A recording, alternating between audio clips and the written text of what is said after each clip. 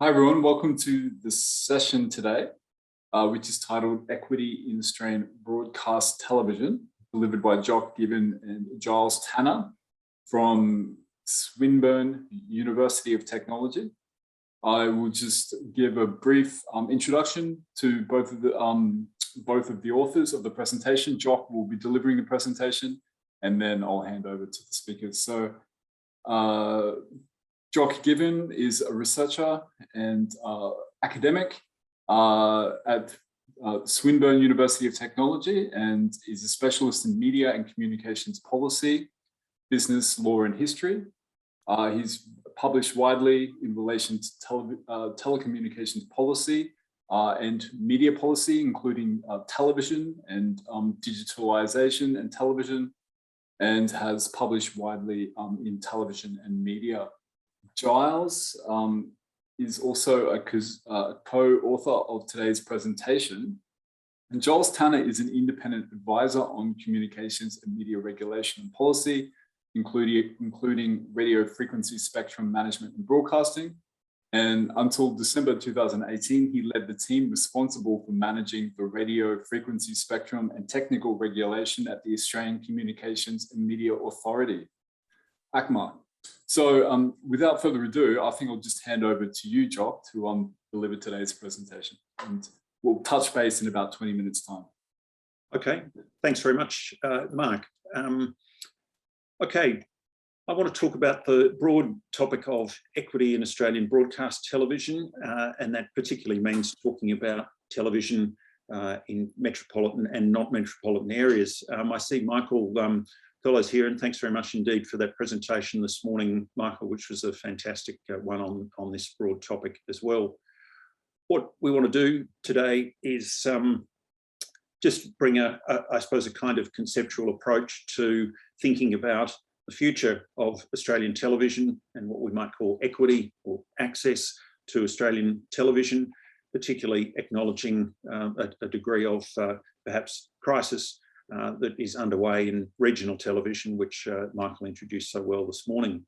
The context for this thinking about equity is work that we're doing in an ARC discovery project about spectrum management. A couple of reports, one about getting onto a year ago about shifting television online, the possibility of shifting television online, and then this report done much more recently, commissioned from David Kennedy and Purnima Pai at Venture Insights about regional commercial TV.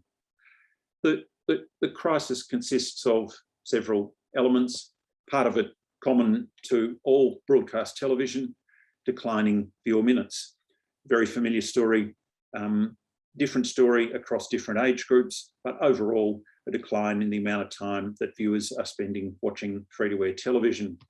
The particular challenge for Australian regional commercial television is that one of the places that audiences are going instead of broadcast television is to broadcast television's own online services, so-called broadcast video on demand, BVOD. But if that's what regional commercial TV audiences choose to do, they're going to a place where regional commercial TV doesn't control the content and they don't earn any dollars.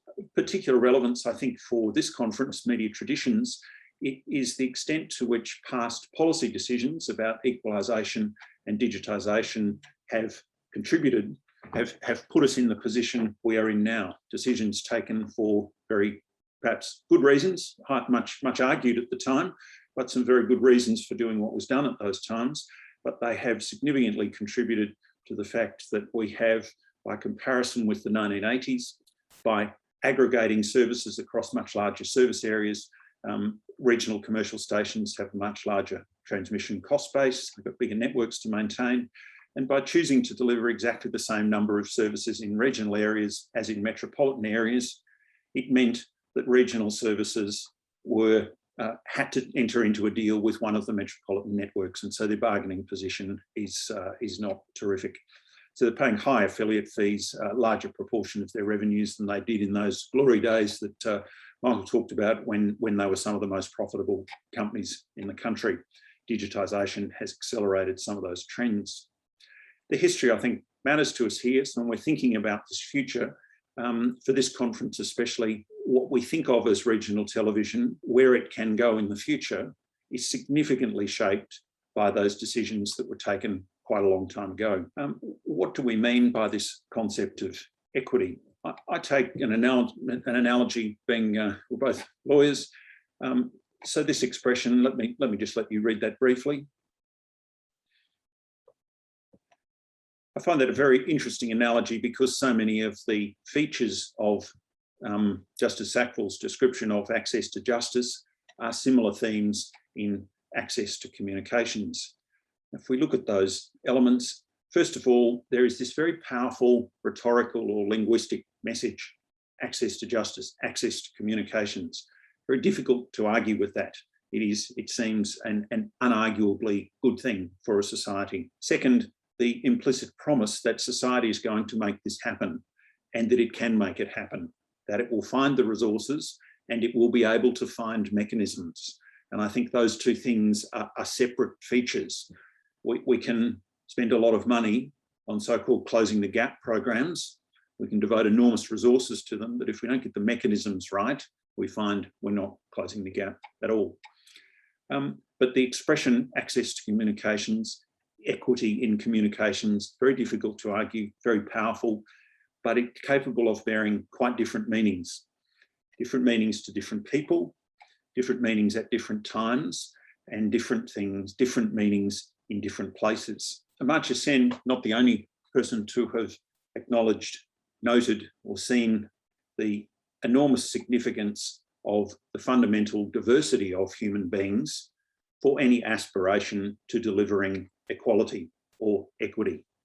If people are fundamentally different, then the task of delivering equity is not simply one of giving equal weight to the equal interest of all parties. What I take from the combination of these two ideas is what I feel is central to this idea of universality in communications. On the one hand, we are trying to deliver something to the infinite diversity of human beings and the nature of their social and cultural lives. On the other hand, what that often becomes is defining a kind of standard service which we try to deliver universally.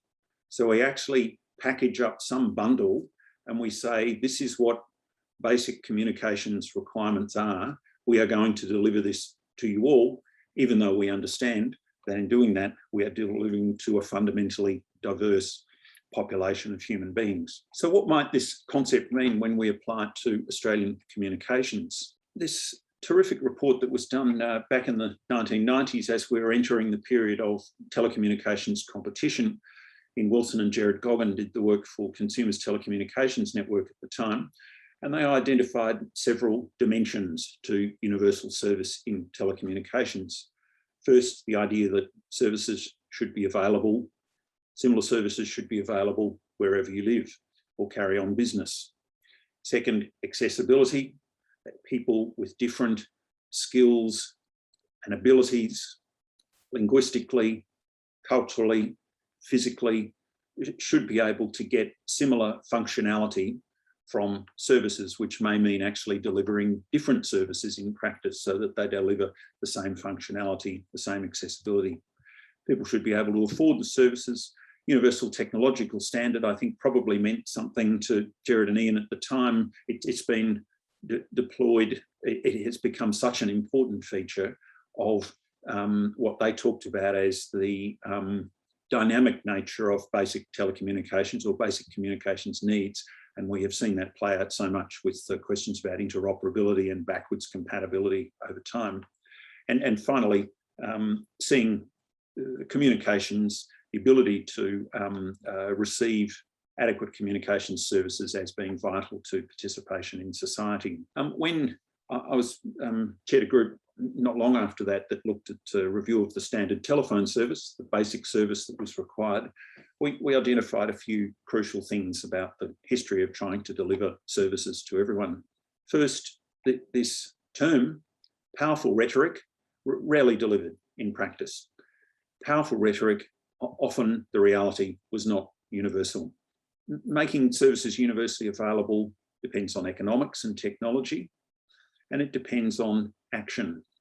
Marketplaces rarely deliver high quality services to absolutely everyone in ways that match all of those 5 dimensions of telecommunications universal service. Fourth, absolutely unsurprising that services over time, new services come along and they tend to be deployed first in the most profitable areas. Happened in television, it happens with mobile phones, it happens with each new generation of mobile technology. Service levels are upgraded over time. What was a telephone service 30 years ago is not an adequate telephone service today. What was an adequate mobile phone service 10 years ago is not an adequate mobile phone service.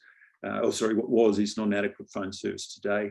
And sometimes, just sometimes, the point we will come to, services are even downgraded over time. Let's look then at a quick comparison of how we have gone about defining this bundle of services that is available in the areas where the federal government has legislative power over postal, telegraphic, telephonic and other like services.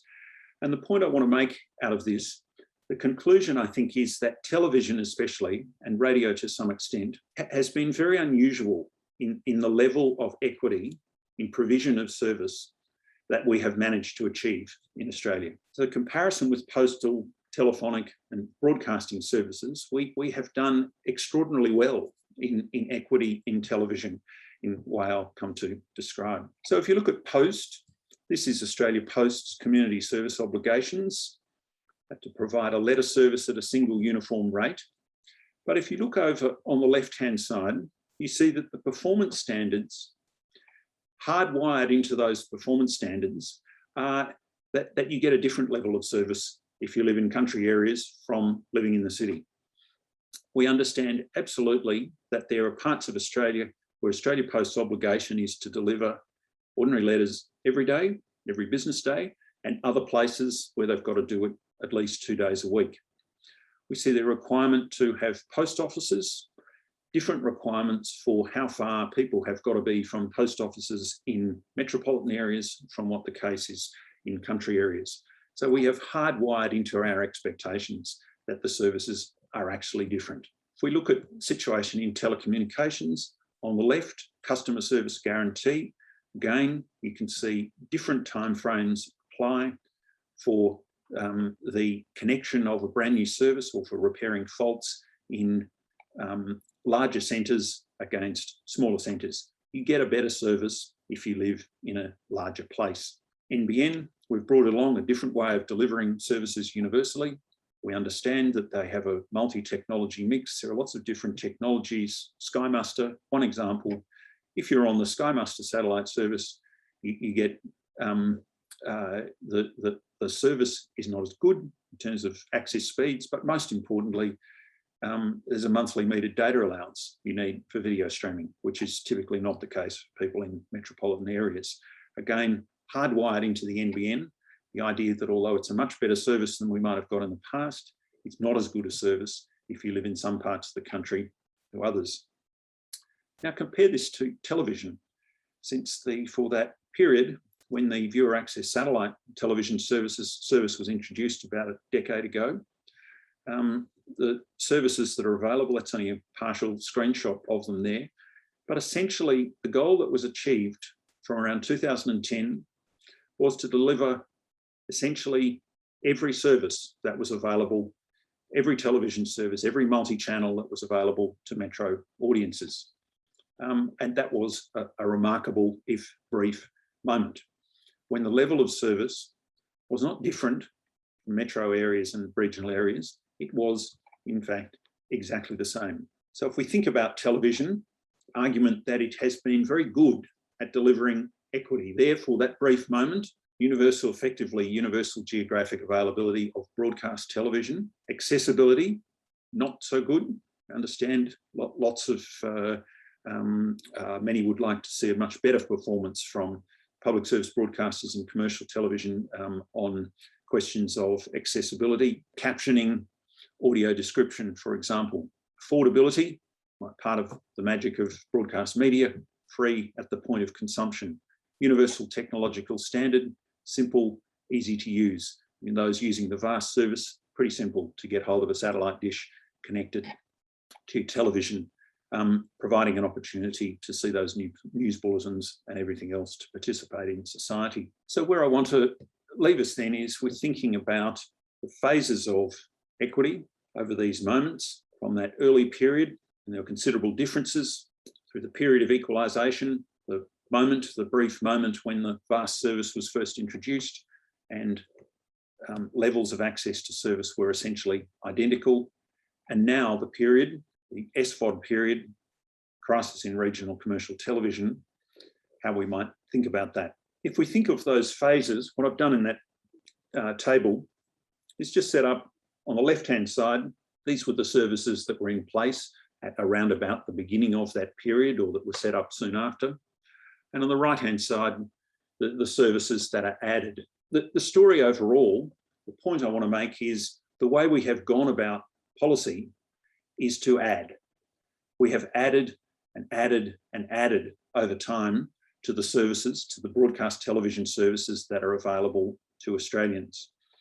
Until we get to this point now, that moment when the vast service essentially enabled everyone in the country to get the same public service and commercial television services, subscription video on demand comes along, and the position is transformed because your ability to receive those services is dependent on the quality of broadband you receive. The Media Reform Green Paper, published late last year, I guess the really crucial feature of this is, I think for the first time, but we can debate whether that's the case, that the central option that the government is proposing involves a kind of downgrading in the services that would be available. It would be largely impossible, or there's much disagreement about the engineering behind this, but it would be extremely difficult. What we are essentially contemplating is a reform agenda which would involve less services and or lower level of picture quality in the broadcast television space. And that is an unprecedented decision, step, I think, given that long history of adding. If we think about moments when something like this might have occurred, now these are not all equivalent. There are examples of services that have actually been downgraded or terminated. And then there are examples of technologies that have been shut down, but generally that's been because a new generation of technology was coming along that delivered the service better, or for the most part, better. So reduction in delivery frequency for postal services, an example of a genuinely downgraded service, versus analogue shutdown in television, which essentially is a switch from one service to another. There were some people who lost service, but essentially what you got was a very much better television service. So it's not unprecedented for governments to downgrade services. It's not unprecedented for them to require people to acquire new equipment to be able to continue to receive services they have had. But it's clearly a significant moment. So to finish, how might we think about this, having considered the history that got us here in Australian television? First of all, questions, choices. Is this issue getting bigger or smaller? It's a point that a number of speakers have made already this morning. Is this demographic shift, is this a permanent thing?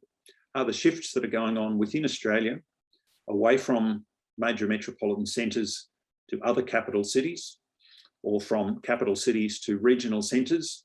We have good evidence and data of that, but is that going to go on? Is that now endemic? In which case, questions about regional media perhaps become even more politically significant than they have always been. The second thing, as we confront the future of regional television, what is it that we thought television was, because it's been different things at different times? Why did we think this creature was such an important thing that we invested so heavily in it, and it became so special that we were prepared to deliver a service which, unusually across the communication spectrum, essentially did equalise services for a short period of time? Third, this very challenging relationship between the NBN, policy about telecommunications, and policy about broadcasting. Can we simply leave policy about television and broadcasting to policy about the NBN? Can we simply say, if we get the NBN right, we deliver a service-neutral tool that allows consumers to get access to whatever bundle of stuff they want? Does that work? That's the work that we published late last year about the challenge of moving broadcast television online. And I think the conclusion from that is that while there is considerable opportunity, it is a very, very challenging and difficult process to contemplate moving all television services onto an NBN, which is not just a fibre to the home cable network. Where I conclude then is that this history, I think, helps us to frame the future of regional television, but we need to understand that there has always been a gulf between the rhetoric, or there has almost always been a gulf between the rhetoric of universality and the reality of the services that have been delivered. They have always depended on technology and economics. Thanks. Thanks a lot, Jock. That was great. Really informative and a really interesting piece. Thanks, Giles, also for your contribution as well. Are there any questions for Jock on the presentation? Well, Jock, if there are no questions, I might ask. In relation to some of the suggestions that were in the green paper, the reform green paper around taking money from the spectrum sales and putting it towards regional media, a regional media fund, what are your thoughts about that in terms of how realistic it is? Is that an attempt to achieve some type of equity or kind of generally, do you have any general thoughts about whether that's workable, if it's feasible, anything like that? Yeah, I think that I think the important thing is to focus on what you're going to do with the money rather than where you get it from. I think we spent a lot of time in the Telstra privatisation process. Essentially, it was a long time ago, but one of the ways government managed to get the whole process through the Parliament was to promise to spend a lot of money. And I think the reality is a lot of that money was not spent terribly well. So it is hugely important to concentrate on what you would spend the money doing. A couple of examples. I think the experience now with the direct funding of interesting journalism projects, it is really, really significant, interesting, important. We said for a long time we would never do that. That was a bad idea. It's not a bad idea. It's a great idea that people are learning about how that might work, new ways of funding journalism. And that would be my first point. The second, about regional television generally, I suppose a much larger question, and the paper that David and Purnima have written essentially is saying this whole thing is going to fall over sooner rather than later. These are commercial companies. They will not be able to keep trading sometime around about 2 years, 3 years time. Now, estimates on that might vary, but the question for government is, what do you do? Do you do an organised, planned kind of way of dealing with that, or do you just wait to see which wheels fall off first and try and put them back together? Do you find yourself, I think the words in that report is, do you say, we like regional TV, we'll just keep funding that thing called regional television, we will try and keep it as it is, and you end up with a kind of SBS, which I don't think is the right way to approach it. I don't think you can do it like that. But we do need to confront regional television as an entity and decide what it is that is essential to preserve, and then develop the institutions that can continue to deliver that in the future, and not just plug holes in what's going to be a commercial catastrophe in the foreseeable future. But Giles wants to comment as well. Yeah, I guess what we're seeing playing out Jock, is that, for the last 10 years, we have seen a shift from government supporting and subsidising universal TV to government supporting and subsidising universal access to broadband, and then just wait and see what happens. That's really what's been happening. And what is happening is that the revenue tide is going out on that very expensive regional TV infrastructure. I suppose what I'd say about your question on the value of taking some of the digital dividend receipts and spending them on local content or news, I think that the government has to be given a lot of credit for starting this conversation now. I think it's a very, very important paper to put out, and it is an invitation to treat, and that's how it should be written. But I suppose my cheeky comment about it would be, well, look, it talks a very good talk at the front about the importance to democracy of a vibrant TV industry providing news, information, entertainment. But then it really cuts to the chase, and it is very, very focused on how you get broadcasters to use less spectrum and toss them a bit of compensation so that the government can hold an auction within the forward estimates period. And it isn't clear to me that the model being put forward, which would simply see some diminution in the quality of the overall package every way you cut it, and an unspecified amount of money being spent on particular types of content, it's not even clear that that would necessarily go to the TV industry to spend. It would be spending somewhere.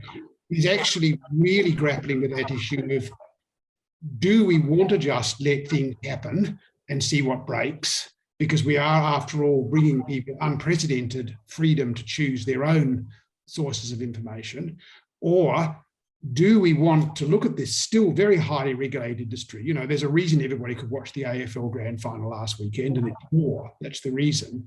Is there a future role for that locally based medium, or are we quite happy for it to take its chances? Remembering that it is, in a number of ways, I think, systematically disadvantaged in the battle it faces with the giant over-the-top services, the digital native services. So it isn't at all clear that locally based TV will come out all that big or all that important from a laissez-faire free fall. So I think there are big unanswered questions in that green paper about how you get from that question about a vibrant, sustainable industry to a set of policies for dealing with the implications of increasingly universal broadband access. And I think that the proposals the government's made are really only small gestures towards finding that answer. Are there any other questions at all for Giles or Jock? I might just ask something, if that's all right, Mark. Great, Mark. Yeah. I think some of the conversation is around the institutions or the broadcasters, but also around we've got the local broadcaster, but the local content. And there's probably two arguments as to, we can have a local television station, but if all it's doing is pulling content from a metro station, is it truly local? And there's been arguments as to whether we go onto YouTube and, you produce local content and that's how it's distributed. But, the stuff I've been working on with the community TV, we've seen the spectrum taken off, and the argument is, well, you can just go online. So I guess, how do you see that playing out? Because there is that idea of the local broadcaster, but they have to have local content to some extent. I'll make one observation, Jock, if I could just sort of chip in there. There's a really interesting debate breaking out worldwide, which is getting different interpretations in different areas about how you secure sufficient prominence or discoverability for local media in the almost infinite choice that you have online. And the way that debate's gone in the UK has been to really look at trying through regulatory means to secure prominence for TV. So a way of thinking about what's happened to community broadcasting on TV is Turnbull said, sure, why don't you go and flourish on the internet? Well, it didn't flourish on the internet. Why is that? Because everybody has a TV. Everyone can tune it to UHF channel 31, but out on the internet, no one can find you. And in fact, generally those services have gone belly up, not entirely, but they have certainly lost a lot of audience. And we've seen the same thing, I think, happen in Britain with BBC Three quite recently after an experiment with being more online service. It's stampeding back on air again because it lost about 2/3 of its audience. So there is a really big issue about how local media can survive as mass media outside that previously very sheltered, unique, very, very prominent platform of free to air. And one of the ways I think that debate is proceeding is this discussion about, can you regulate, should you regulate secure prominence or discoverability for local content going forward? That may be a bit wider than your point about local and regional context, but I think that's an important part of this discussion. There's lots of opportunities online, but you can disappear, whereas Netflix will always buy a special button on your TV remote. So will YouTube. And Apple will actually sell you the television as well. I mean, if I could just add, and Mark, conscious we're at time, but I'd say I think Mark's question is exactly, he's just spot on with this. What is the difference between regional television as the output now and what you would get if people just watched metropolitan delivered broadcast video on demand services? It seems to me the old idea that you would have sort of local drama, local kids programs shot in country areas, that's been gone for so long.